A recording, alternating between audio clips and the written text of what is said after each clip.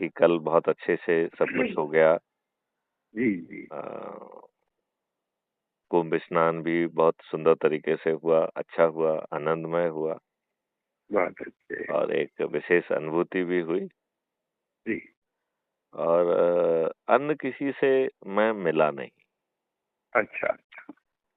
मुझे क्या लगा कि अभी सभी लोग अपने प्रयोजन में व्यस्त हैं, हम्म। उन्हें बड़ी बातें करने का शायद समय नहीं होगा। सही सही समझे। तो यदि हम शांति के क्षणों में हम्म, बाकायदा सूची बनाकर एक-एक व्यक्ति के पास पहुंचेंगे जी जी। और उनसे बड़ी सीधी-सी बात कहेंगे कि जो आप कर रहे हैं वो करते रहिए, हम्म हमारा समर्थन भी आपके साथ है, हम्म। बस आप स्वयं और अपने से जुड़े लोगों को अच्छे भारत का संकल्प दिला दीजिए। ठीक बात है। क्योंकि ये बात हमें लोगों तक तो पहुंचाना पड़ेगी। जी जी, बिल्कुल पहुंचाना पड़ेगा। और मुझे उसमें लगता है कि आपकी भूमिका मुझे लगता है बहुत महत्वपूर्ण होगी, क्योंकि जी शायद आपके पास उन सब लोगों के का व्यक्तिगत संपर्क है, जो जी जी। शायद अच्छे भारत का स्वप्न दिखने की सोच और क्षमता दोनों रखते हैं। जी जी।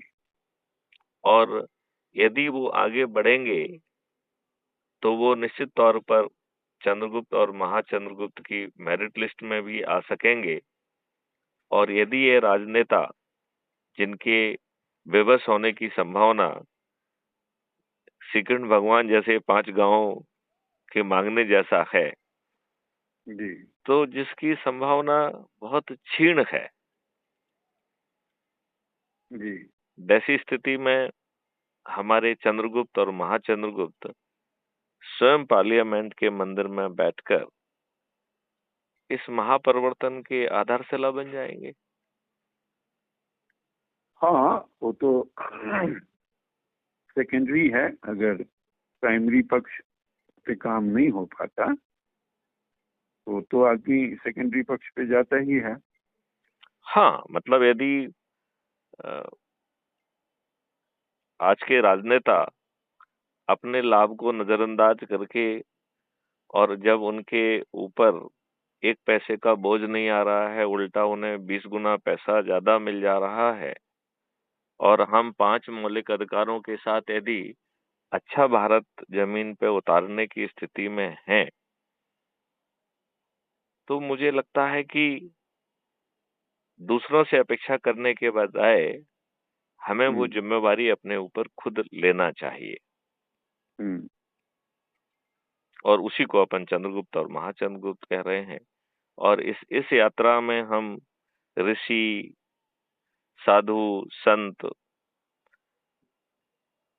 जो भी अपने कार्यों के साथ साथ अच्छे भारत का संकल्प ले सकते हों, और हम्म। जो गांव-गांव तक जाकर, सब जगह जाकर, जो भी उनके आयोजन का तरीका हो, उस आयोजन में यदि वो अच्छे भारत का संकल्प दिला सकें, तो ये जर्नी बहुत आसान हो जाएगी। हो हाँ, जाएगी कि नहीं हो जाएगी? इसके लिए उनसे संवाद करना होगा। हुँ, हुँ, हुँ, हुँ, हुँ। क्योंकि भारत में चाहे वो धर्म सत्ता हो, राजनीति सत्ता हो, सब अपने अपने स्तर से अपना अपना व्यवस्था बना करके चल रहे हैं, जी रहे हैं। दुकानें सबकी अपनी अपनी चल रही है। तो धर्म सत्ता का भी ये कंपनी टाइप का व्यवस्था हो गया है। अलग अलग अखाड़ा, अलग अलग आश्रम, अलग अलग सबका। देखिए लेकिन उस उसमें हुँ, हुँ, हुँ, हुँ, हुँ, हुँ। उसमें ये है कि वो जो कर रहे हैं उसको करते रहें। हर कोई एक ही व्यक्ति तो पूरे देश दुनिया को नहीं दे सकता सब कुछ। हुँ, हुँ। बहुत सारे यूनिवर्सिटी, बहुत सारे कॉलेज होकर के होती है। शिक्षा पद्धति क्या है, ये महत्वपूर्ण होता है। तो विचारधारा क्या है जिससे सुंदर भारत का निर्माण हो। वो जो सुंदर भारत होगा उसके लिए तो सामान्य विचार होगा सबका, हुँ, हुँ, संभाव होगा। हुँ, हुँ। और वो जो सूत्र है वो सबके लिए जरूरी है, एक ही जैसा। जैसे हर एक प्राणी के लिए ऑक्सीजन ही है, जो उसके जीवन के लिए प्राणवायु बनता है, चाहे वो किसी भी बाबा हो, कास्ट से हो, किसी राजसत्ता का हो, या किसी भी पंथ मजहब से जुड़ा हुआ हो। तो जैसे उसके लिए ऑक्सीजन और शुद्ध जल ही उसके जीवन का और शुद्ध आहार पोषण देता है, वैसे शुद्ध विचार ही सुंदर भारत का निर्माण कर सकता है। और वो एक वैज्ञानिक और दर्शन पर आधारित होना चाहिए, ताकि हर एक क्षेत्र की क्या स्थिति है और उसका जो रिफॉर्मिंग होगा उसका सूत्र क्या क्या है, और उसमें समाज और सरकार की योगदान क्या हो। धर्म सत्ता का मूल काम ही यही था, व्यक्तियों को सही दिशा की तरफ ले जाने के लिए प्रेरित करना और तैयार करना। तो हम लोग चल करके बात करेंगे इन सब से, सभी संत महात्माओं से, जो बड़े संत महात्मा हैं, जो धार्मिक नेतृत्व कर रहे हैं, उन सबसे मिल के बात करेंगे। और जो सत्य को जो इग्नोर करेंगे वो फिर उनका देखा जाएगा। परमात्मा वो थोड़ी है, खत्म थोड़ी हो गए हैं कि भाई वो जो चाहेंगे वही होगा। जो अभी नहीं समझ पाएंगे वो हो सकता है चंद दिनों बाद समझे। उस होता ही यही है, जब आप आग जलाते हैं ना, तो जिसमें नमी नहीं है वो जल्दी आग को सपोर्ट में आ जाता है। जिसमें नमी होती है वो नमी खत्म होने के बाद आग के समर्थन में आता है। लेकिन अंतो अंत तक सबको फायर होना है। वैसे ही जैसे धरती पर जो भी मनुष्य आया है वो चाहे किसी भी स्तर का हो, उसका शरीर छूटेगा और एक न एक दिन वो अपने इस शरीर से मुक्त होगा। ये शाश्वत सत्य है। वैसे सत्य का भी शाश्वत सत्य ये है कि सत्य की लौ जब जलाई जाती है तो उसमें धीरे धीरे सब आ ही जाते हैं। उसके लिए एक छोटी सी बात कहा गया है। आप जैसे एक व्यक्ति बैठे हुए थे, आप सुने होंगे कि सम्मा और परवाने पे बहुत सारे गाना बने हैं, कहानियां बनी हैं। तो परवाना जो है वो मक्खी के जात का ही उपजाति है एक। तो एक बार एक मक्खी ने एक परवाने से पूछा कि एक बात बता, हम तुम एक ही बिरादरी के हैं, हमारी गोत्र अलग है, कास्ट अलग है, लेकिन हैं तो मनुष्य ही। वैसे हम और तुम एक ही उसके हो, सीरीज के हो, एक ही नस्ल के माने जाते हैं, एक ही प्रोडिजी के हैं, बिल्कुल ठीक। हाँ, तो तुम्हारे ऊपर इतने गाना बन रहे हैं, कहानियां बन रहे हैं सम्मा और परवाने की, और हमारे ऊपर क्यों नहीं बन रहे हैं मक्खी और के ऊपर में? तो बोला कि तुम शाम को आना, अभी दिन है, शाम को मैं तुझे इसका उत्तर दूंगा। तो बोला ठीक है। शाम को गया तो बोला अब बताओ। बोला देखना सम्मा जली है क्या? तो गया तो देखा आग जला हुआ है, सम्मा जला हुआ था, और परवाने आते थे और सीधा आग से लिपट जाते थे, अपने आप को जला दिया करते थे। वो देख करके उसे बड़ा आश्चर्य हुआ और वो आया और उस परवाने से बोला कि तू तो बड़ा कायर है। वहां तो मैंने देखा है जो आता है सीधा आग में अपने आप को बिना डरे अपने आप को जला के स्वाहा कर देता है, और तुम यहाँ बैठे हो। बोला हम तो इसलिए बैठे हैं कि तुम्हारे जैसे मक्खी आएगा तो उसको दिशा कौन दिखाएगा, इसीलिए बचा हुआ। तो परवाने इसलिए वो उनकी कहानियां है क्योंकि वो दीवाने होते हैं और सर्व स्वाहा करके भी अपने इसने लगन और संकल्प को पूर्ति को प्राप्त करते हैं। तो जो परवाने होंगे, जो दीवाने होंगे, वो पहले आएंगे, बाकी बाद में आएंगे, ये तो दस्तूर है। प्रारंभ का समय होता ही कठिन है, चाहे वो सत्य पे ही जलने वाला क्यों ना हो। सत्य को समय लगता है और स्थिरता रख करके लंबे समय के लिए रिफॉर्मिंग होती है किसी चीज का। अब कल का देख लीजिए ना, अन्ना आंदोलन का इतना बड़ा मूवमेंट खड़ा हुआ, कल क्या हो गया दिल्ली में। तो झूठ का मेकअप करके उतरे हुए व्यक्तियों को बारिश से डर लगेगा ही लगेगा। नहीं, लेकिन ये बताइए ना मुझे, केजरीवाल जो कि एक बदलाव के लिए आए थे, उन्होंने वही सब छदम काम किए जो कि आज के दुष्ट राजनेता कर रहे हैं, हम्म। तो उनमें और राजनेताओं में क्या फर्क रह गया? कोई फर्क नहीं ना। तो आए थे हरिभजन को ओटन लगे कपास। आप जिस सिद्धांत को लेकर के उतरे थे उस पर व्यवहारिक चलेंगे तब ना। मनसा वाचा कर्मणा, ये 3 फॉर्म होता है। मन वचन से कुछ और कर्म से कुछ, तो बात बनेगी नहीं। इनके साथ ऐसा हुआ, ऐसे ही पीछे भी हुआ। लेकिन आंदोलन स्पेशली मुझे केजरीवाल के केस में लगता है कि वो हम सबको जगाने में तो सफल हुआ, विशेष तौर पे अन्ना हजारे जी। लेकिन यदि आज हम बैक में जाके सोचते हैं तो हमें लगता है कि उस समय हम भी जो प्रभावित हुए थे वो प्रभाव सही नहीं था, क्योंकि एक छोटे से लोकपाल बिल से भारत जैसे बड़े विशाल देश में कोई परिवर्तन आएगा, और वो भी इसी व्यवस्था के तहत, ये बहुत मुश्किल काम है। क्योंकि आप ये देखिए कि 2011 में लोकपाल बिल आ गया, 3 साल उसे यूपीए ने कचड़े के डब्बे में डाल के रखा। 2014 में माननीय नरेंद्र मोदी आ गए, उन्होंने 2014 से 2019 में तक जो है पूरे 5 साल इसे कचड़े के डब्बे में डाल के रखा। और मार्च 2019 में प्रथम लोकपाल की स्थापना हुई। अधिकांश लोगों को ये मालूम ही नहीं है कि हमारे लोकपाल कौन थे। 3.5 साल के बाद उन्होंने रिजाइन कर दिया और उनकी जगह पर अभी प्रशासनिक सदस्य जो है प्रभारी लोकपाल का कार्य देख रहे हैं। तो उन प्रभारी लोकपाल महोदय का नाम भी किसी को नहीं मालूम है। तो जिस व्यवस्था में आप इतनी बड़ी जिम्मेवारी और चीज समझ रहे हैं, वो व्यक्ति परिदृश्य में पीछे रह रहा है, बैकग्राउंड में रह रहा है। इतने ऐसे लोकपाल एक्ट से कोई परिवर्तन किसी भी तरीके का संभव था, ये मेरे ख्याल से उनका बचपना था और हम लोगों ने विश्वास किया ये हमारा भी बचपना था। शायद एक आशा की किरण दिख रही थी कि यही चीज आगे बढ़ के, जो आप कह रहे हैं कि एक चिंगारी है वो एक महाप्रबल अग्नि में कन्वर्ट होके और वो बदलाव का रास्ता करेगी और वो सब चीज करेगी वो। लेकिन जमीन पर हुआ नहीं, और जमीन पर उसका जस्ट उल्टा हुआ। बल्कि केजरीवाल ने बहुत सारी देशद्रोही शक्तियों से हाथ मिलाए और वो सब घृणित काम किए जो कि अपराध की कैटेगरी में आते हैं।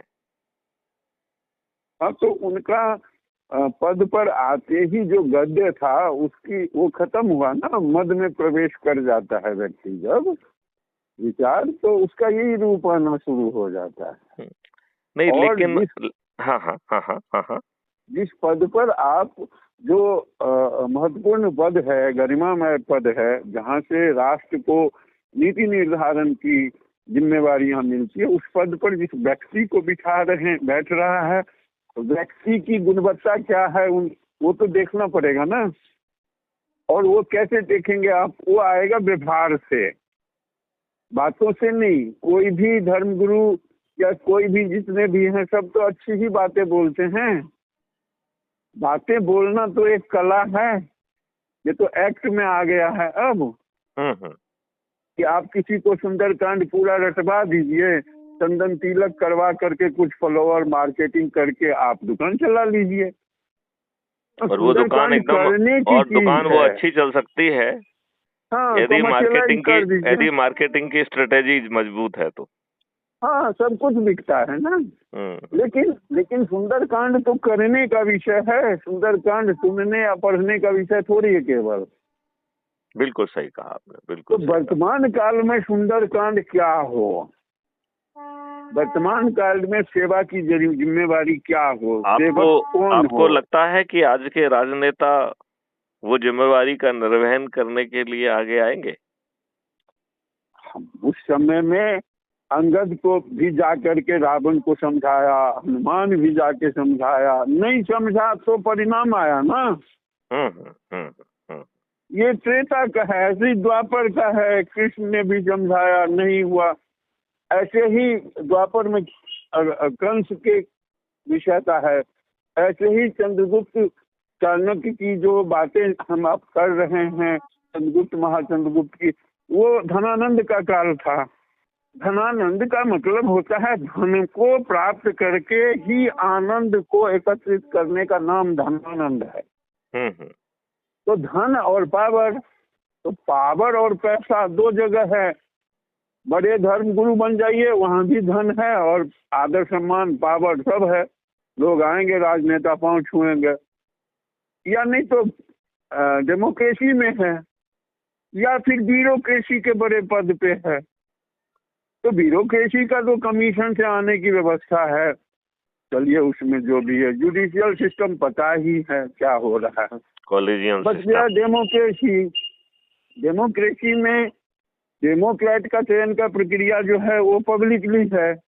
पब्लिक को आप जितना कैसे मोटिवेट कर रहे हैं, अंधापन कितना ला पा रहे हैं, कितना धूल धुआं उसके आंख में झोंक पा रहे हैं, उस पर आधारित अगर सत्ता प्राप्त करने का विधा हो जाए तो दिक्कत है। वही होता रहा है लंबे समय से, जिसकी वजह से ये दशा बनी है। अब दशा सही दिशा में जाए उसके लिए ही हम और आप सब संवाद कर रहे हैं, और उसका व्यवहारिक आगे स्वरूप निकलेगा, उसके ऊपर काम करने की जरूरत है। ये एक लंबा आर्च का विषय है, ये सीधा यू टर्न नहीं मारेगा, लंबा आर्च लेगा ये विषय। ठीक कह रहे हैं, ठीक कह रहे हैं, ठीक कह और रहे हैं। होगा ये तो तय है। होगा इसलिए कि शायद कॉस्मोस ने तय करके रखा है। बिल्कुल, मतलब इसलिए नहीं होगा कि मैं चाह रहा हूं या आप चाह रहे हैं या कुछ लोग और चाह रहे हैं। नहीं, हम चाहे शीर्षासन लगा लें, लेकिन हमारी वो शीर्षासन फलीभूत नहीं होगी जबकि जो है कॉस्मोस ने ये तय करके ना रखा हो। और यदि कॉस्मोस ने तय करके रखा है तो विभिन्न शक्तियां जो अभी आइसोलेटेड हैं, सुप्त हैं, वो धीरे धीरे अपने आप जुड़ जाएंगी और महापरिवर्तन का आधार बनेंगी। हाँ ऐसा ही होता है। जैसे मान लीजिए जो बीज होता है उसे अगर आप छींट देते हैं, उसको अगर मौसम अनुकूल नहीं निकता तो वो पैदा नहीं होता। अब जैसे भिंडी का बीज है, भिंडी के बीज को आप मिट्टी में डाल दीजिए, अगर उसको अनुकूल वातावरण नहीं मिलेगा तो पैदा नहीं होगा, लेकिन वो सड़ेगा भी नहीं। उसको जब अनुकूल वातावरण मिल जाएगा तो पैदा हो जाएगा। वैसे ही सत्य है, इसीलिए लोग कहते हैं भिंडी का बीज है ये मरेगा नहीं। वैसे ही जो शब्द है, जो सत्य है, वो समय का इंतजार करता है। मौसम जैसे ही उसको सपोर्ट करता है वो जागृत हो जाता है। आपके हमारे शरीर में ही भाव के हिसाब से ही तो सब कुछ जगता है। जब हम उस भाव को उस तरफ ले जाएंगे, उस बिंदु पर ले जाएंगे, तो फ्रीक्वेंसी पकड़ लेगी। ज्ञान का व्यवस्था है, वैसे हर एक के अंदर में है, हर मानव के अंदर में परमात्मा ने वो सारे चीज लगा के भेजे हैं। उसको तो बस लॉगिन करने वाला चाहिए कि वो लॉगिन करके उसको अपडेट कर दे। और जैसे अपडेट होगा और उसको फंक्शन सिखा दीजिए, वो काम करना शुरू कर देगा। हर किसी को तलाश जैसे आप है। कह रहे हैं 4 सरल उपाय करो और स्वयं चंद्रगुप्त और महाचंद्रगुप्त बनो और जन जन तक पहुंचाओ और इस महापरिवर्तन का आधार बनो। और जो महापुरुष जिन्होंने अपनी जिंदगी लगाई है उन्हें टास्क फोर्स का हिस्सा बनाकर बनाए गए मॉडल और टेक्नोलॉजी को 3 तरीके से रिफाइन करते हुए उसे पार्लियामेंट के अंदर पहुंचाकर उसे फलीभूत कर दो और बिजनेस रूल को अमेंड कर दो, जिससे भविष्य में कोई भी नियम कानून बिना इस शुद्धिकरण की प्रक्रिया के नियम कानून का सेप लेने की स्थिति ही ना बने, जिससे व्यक्ति होगा ना सर। आप सर्विस के लिए कुछ भी रखते हैं, आपकी एक कुर्सी है, अगर कुर्सी का एक पाया थोड़ा सा आधा इंची का कम ज्यादा हो जाए तो वो ठीक से नहीं बैठ पाएंगे आप उस पर। उस कुर्सी पर बैठे हुए एक व्यक्ति जो रिप्रेजेंटेट करेगा नेशन को या स्टेट को, वो अगर सब्जेक्ट को नहीं समझ पा रहा है, टेंस को नहीं समझ पा रहा है, प्रेजेंट टेंस में राज्य के लिए क्या नीति बने और वो एग्जीक्यूट कैसे हो, इसका अगर उसको ज्ञान नहीं है, केवल जीतना है और हराना है और गुलाले उड़ानी है, इससे बात बनेगी नहीं। सर्विस चाहिए, सेवा ही धर्म है और सेवा ही विकल्प है अच्छे भारत का। सेवा के तरफ जाने के लिए व्यक्ति को ही तैयार करना पड़ेगा, और उसमें जो आपका है कि भाई खुद ही बन जाइए आप चंद्रगुप्त, ये अच्छी चीज है। हाँ, दूसरों से अपेक्षा करने की बजाय स्वयं क्यों ना बनो। उसके लिए मुझे एक छोटी सी बात बताता हूँ आपको जी। एक मुसलमान महिला थी, बहुत सुंदर थी। तो वो मस्जिद में गई नबी के पास और बोली कि नबी, आप खुदा से पूछो, आप तो उनकी सजदा करते हो कि मैं इतनी सुंदर हूँ, शादीशुदा हूँ, लेकिन संतान नहीं है, जिसके वजह से पहले तो परिवार के लोग साल 2 साल 4 साल बीतने के बाद परिवार के लोगों की नजर में मैं गिरना शुरू हो गया। बांझ जैसे शब्द मेरे ऊपर थोपना शुरू कर दिया लोगों ने। पति का भी हमारे साथ जो दैहिक आकर्षण था वो अब खत्म हो रहा है। आखिर मेरी इतनी सुंदर बना करके, संबंध विवाह करवा करके, संबंध तक बनवा करके, फिर भी मेरे गर्भ शुद्ध क्यों नहीं हुआ? पूछिए आप खुदा से। नबी ने तुरंत फोन लगा दिया कि ऐ मालिक मौला, ये देखो दर पे आया हुआ है मस्जिद में, इस बहन की क्या है? खुदा ने कहा इसके हिस्से में नहीं है, और फोन डिस्कनेक्ट हो गया। और उसने बता दिया कि भी आपके नहीं है। अब तो हाई कोर्ट, सुप्रीम कोर्ट ने सजा सुनाई, राष्ट्रपति ने भी उसको अप्रूव कर दिया। रिजेक्ट। हाँ, अब तो कोई बचा ही नहीं। तो अब वो निश्चिंत हो गई कि अब जो भी जल्लत सहना है सहना ही पड़ेगा, और तो कोई विकल्प ही नहीं है। एक फकीर मौज में जा रहा था, उसी के घर के सामने जाकर के आवाज दे दिया, पानी पिला। और वो महिला निकली पानी लेकर के। उसने उसके आंख में देखा, बोला क्या गम है जो इतना परेशान हो? बोला कुछ नहीं, आप पानी पियो और जाओ। बोला पानी तो पी लूंगा, लेकिन पीऊंगा तब जब अपना थोड़ा गम भी पिला दो। बोला आपके पिलाने से कुछ नहीं होगा। बोला तो तुम रख करके ही क्या करोगे? बता दो। उसने कहानी बताई, ऐसे ऐसे मैं गया मस्जिद नबी से, नबी ने खुदा से पूछा। बोला ऐसी बात है, तुम निष्ठावान हो, तुम नमाज पढ़ते हो, सजदा करते हो, पूजा पाठ करते हो? बोला हाँ जी बिल्कुल नियम से। बोला अभी रुक जाओ, तुम्हारा पानी बाद में पिएंगे। उसने वही माथा टेक दिया और तुरंत फोन लगाया और बोला है मालिक ये क्या? तो बोला इस महिला के पास में इसके हिस्से में नहीं है। बोला चलो इसके हिस्से में नहीं है, आपके पास तो है, या आप भी कंगाल हो गए? बोला क्या बात कर रहे हैं, हमारे पास क्यों नहीं रहेगा? बोला अपने हिस्से में से दे दीजिए 2-4। बोला एक भी नहीं है, 4। बोला ज्यादा दे दीजिए, उसमें क्या दिक्कत? बोला नहीं कोई बात नहीं, मैं देता हूँ। और उसको 4 बच्चे हुए एक साथ। लेकिन तो वो तो एडिशनल ग्रेस से था। जैसे राम चारों भाई थे, पांडव सब थे, ये तो एडिशनल फोर्स से आया है ना। ये नॉर्मल प्रोसेसिंग का उत्पत्ति नहीं है। तो वो जब चारों भाई खेल रहा था तो उसके अंदर में एक अलग सी ऊर्जा थी, अलग सा तेज था, सबसे अलग दिखता था वो। सोच अलग थी। तो नबी जा रहा था तो उसने जो चारों को देखा तो पारखी था, उसने कहा है कमाल है, ये बच्चा किसका है, हम्म, ये सामान्य प्रोसेस का तो दिख नहीं रहा। हम्म, तो बोला बेटे आप कौन हो, कहाँ है घर, तो बोला ये सामने। हम्म, बोला तुम अपने मम्मी पापा से मिलवाओ, बोला चलिए। हम्म, ले गया तो वो औरत निकली। हम्म, अब ये नबी जब देखा तो उसे आश्चर्य हो गया, हम्म, ये तो वही औरत है जो मेरे पास आई थी। हम्म, बोला ये 4 बच्चे आपके हैं, बोला हाँ जी। बोला तुम वही हो ना जो आई थी मस्जिद में, बोला हाँ। और खुदा ने मना कर दिया था, बोला हाँ जी।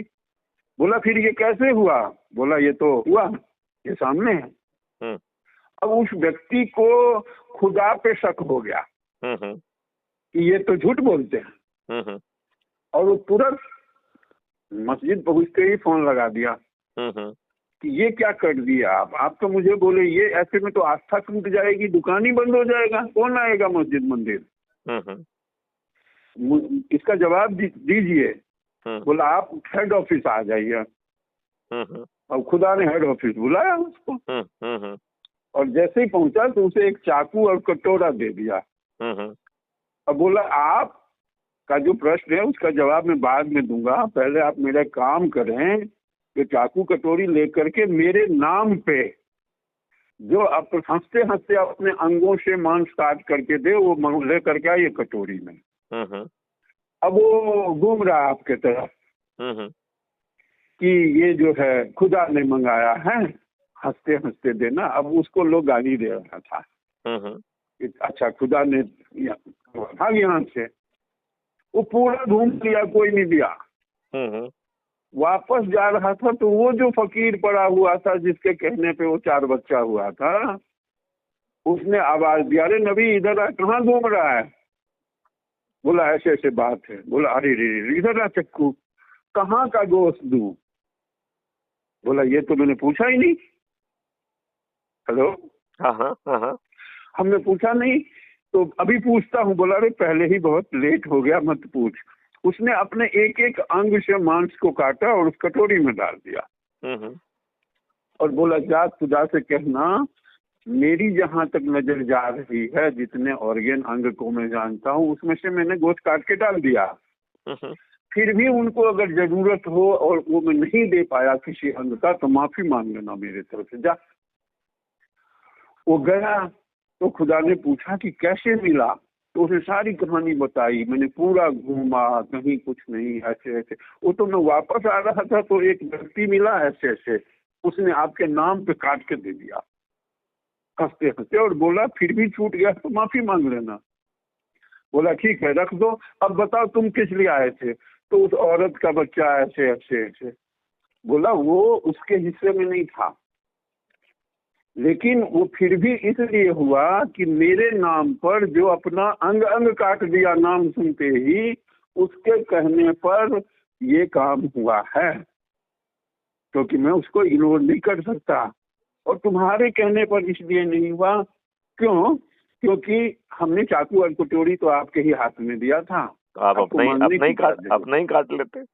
हाँ, मांगने की क्या जरूरत। ठीक बात है। जिसको चंद्रगुप्त का विचारधारा चंद्रगुप्त जैसा नस्ल होगा वो स्वतः आ जाएगा, जो नहीं होगा वो भीड़ में रहेगा। क्योंकि एक्टर और ऑडियंस सदा होता है, एक्टर सदा कम होता है, ऑडियंस सदा ज्यादा होता है। कभी भी किसी भी टेक्नोलॉजी का रिसर्चर कम होता है, उपभोक्ता ज्यादा होता है। बहुत सही, बहुत ये रिसर्च का विषय है कि राजनीति में रिफॉर्म हो प्रेजेंट टेंस में, और देश को बेहतर सर्विस मिले, उसके लिए क्या क्या आयाम है। इसके लिए भारत के उन लोगों को एकजुट होना पड़ेगा जो भारत को अपनी माँ समझते हैं और जो प्रकृति की हवा और जल के महत्व को समझते हैं। आपको नहीं लगता है कि उन्हें इसमें 2 विधाओं पर एक साथ काम करना होगा?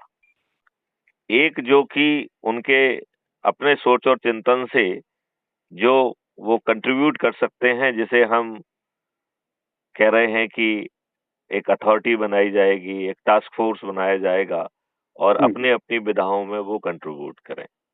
और दूसरा है कि वो जन जन तक लोगों को पहुंचाए और लोगों को जोड़े। हाँ, क्योंकि ये दोनों विधाएं काम करना होंगी, क्योंकि आप बहुत अच्छा बना लेंगे, जमीन पे कौन उतारेगा?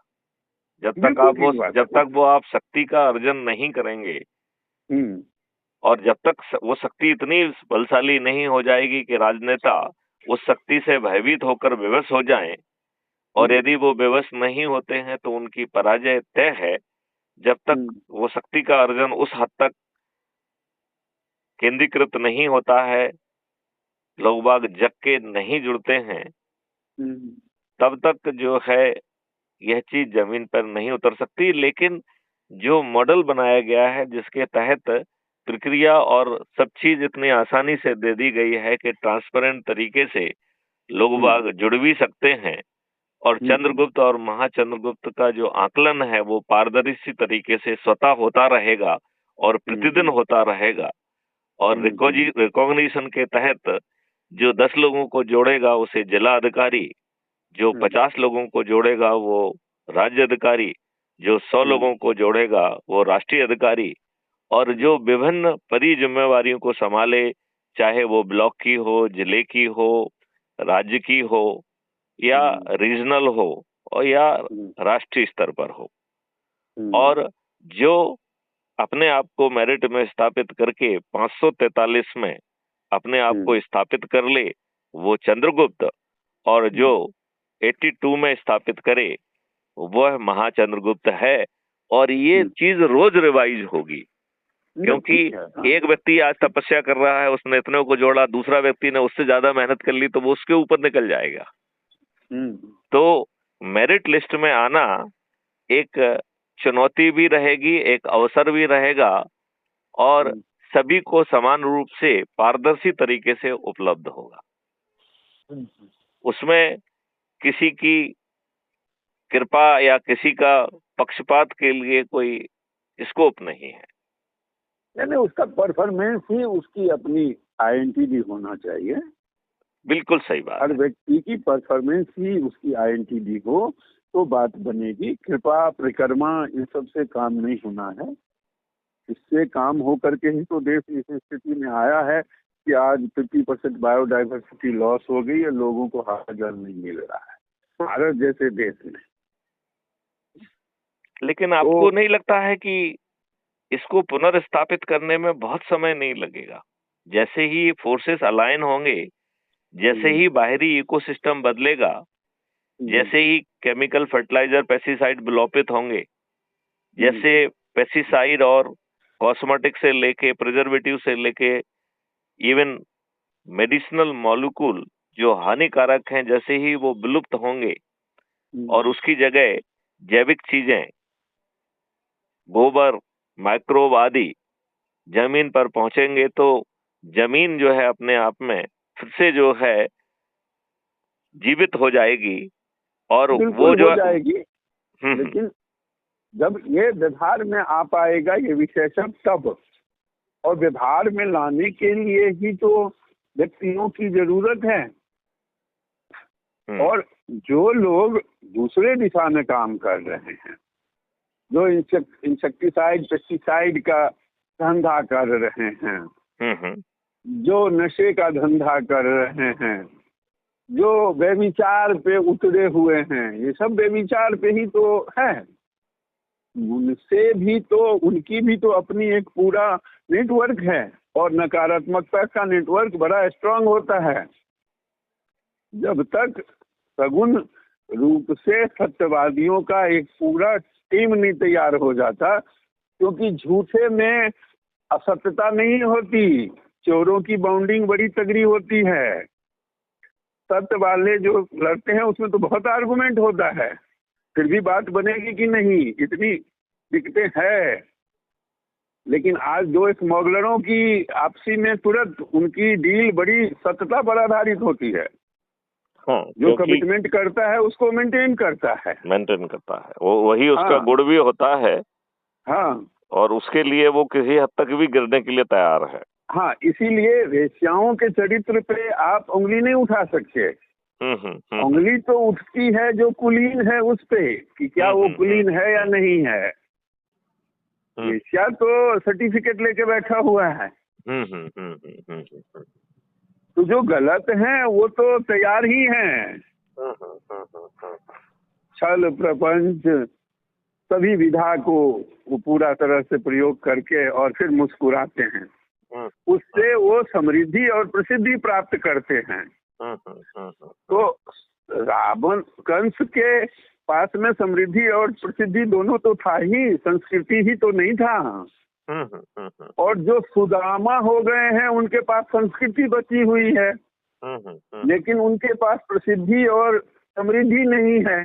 तो फिर कृष्ण जो है उनका प्रादुर्भाव होता है, जो समृद्धि भी है, प्रसिद्धि भी है और संस्कृति भी है।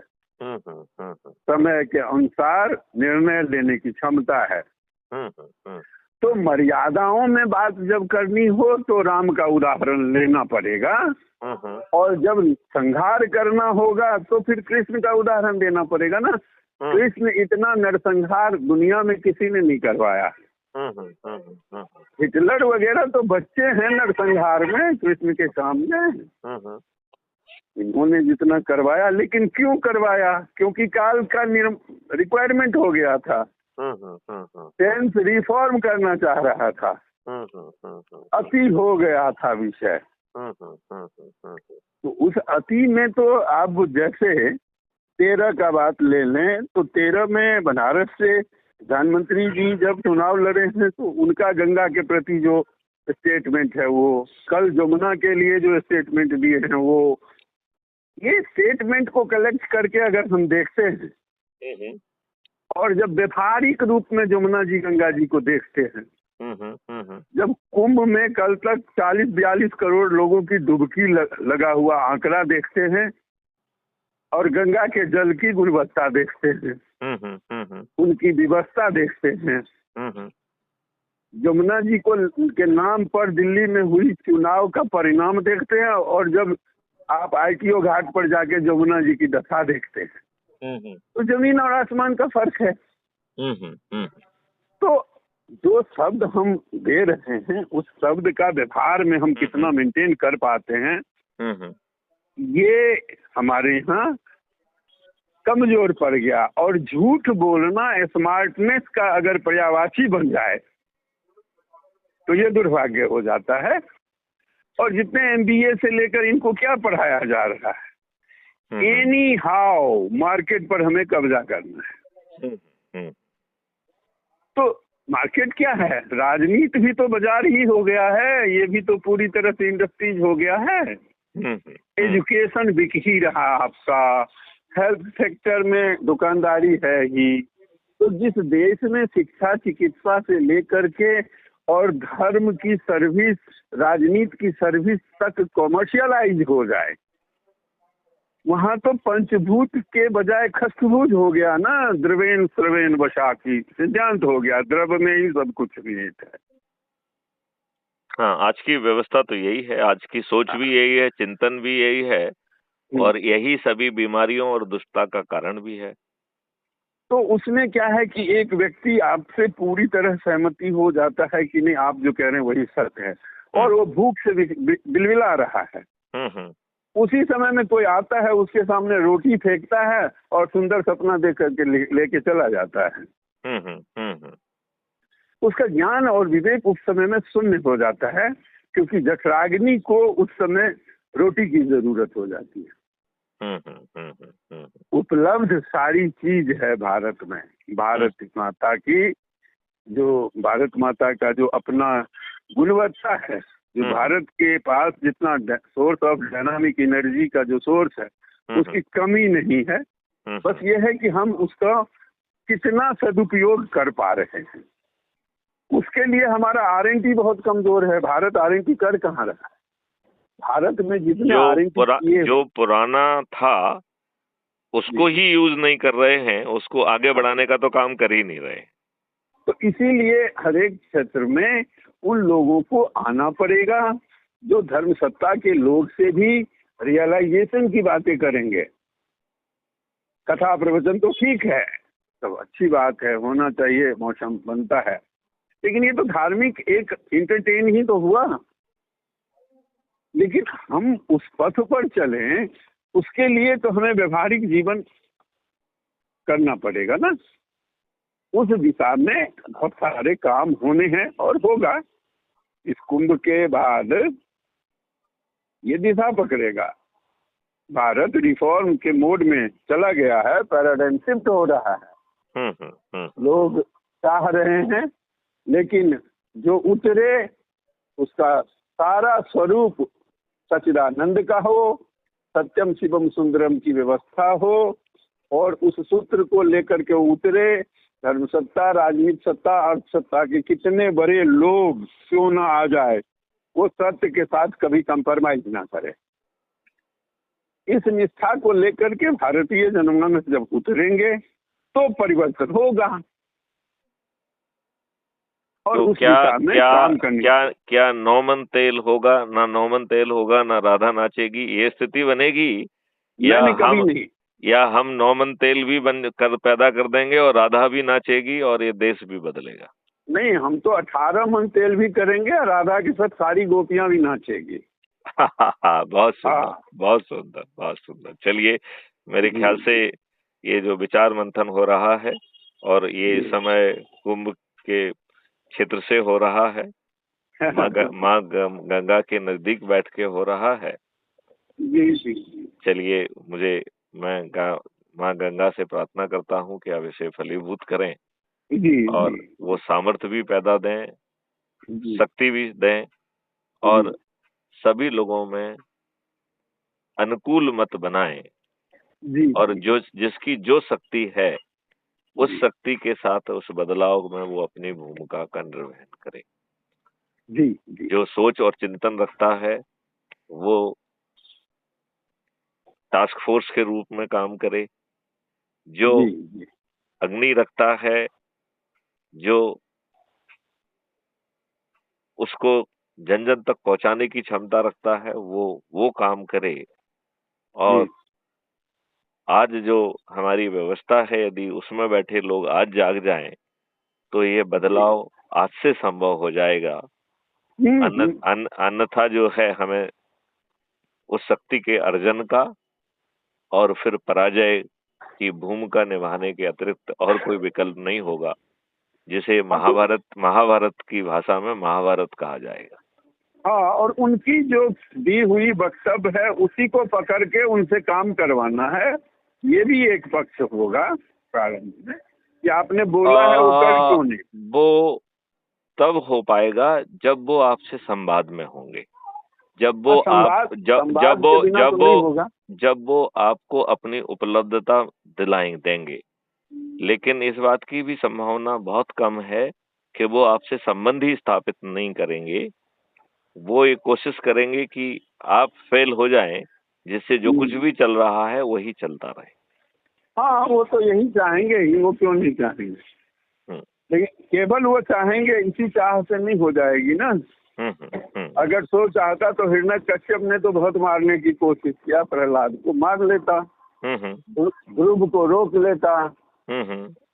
तो ये उदाहरण सब इसलिए दिया जाता है कि आप अकेले भी अगर उतरे हैं तो आप विजय हो सकते हैं, ऐसा संकल्प आप में होना चाहिए। इसीलिए ये उदाहरण सब है कि आपको आपके ही राज्य से निकाल करके जंगल भेज दिया जाता है, आपके पत्नी को आपके सामने ही प्रताड़ित किया जाता है, नग्न तक करने का प्रयास किया जाता है।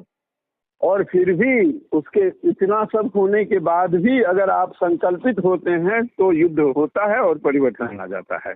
ये इतिहास है कि जब जिसको कल गद्दी होना था उसे आज वनवास मिलता है, और नंगे पांव जंगल में जा करके और परिवर्तन ला देता है, और चित्रकूट से मारना शुरू करता है उस आतंकवादी सबको। खरदूषण से शुरू करता है और लंका घर तक घुस के मारता है, और जा करके उस समय का पॉलिटिकल सिस्टम ठीक कर देता है।